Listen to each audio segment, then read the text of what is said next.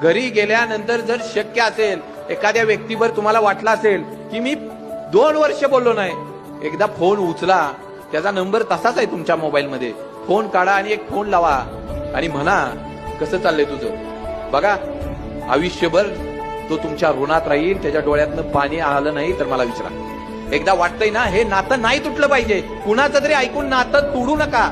आम्ही पूर्वी आमच्या घरात एखादा कपडा फाटला, कपडा आमचा जीर्ण झाला तर आई आमची टाचायची, रोपू करायची, आम्ही तो ड्रेस परत घालायचो. पण जर आता आमचा शर्ट फाटला तर आम्ही नवीन ब्रँडेड घेऊन येतो, परंतु तो रुपू करण्याचा प्रयत्न करत नाही, लगेच बदलून टाकतो. आमच्या नात्याचं पण असंच आहे.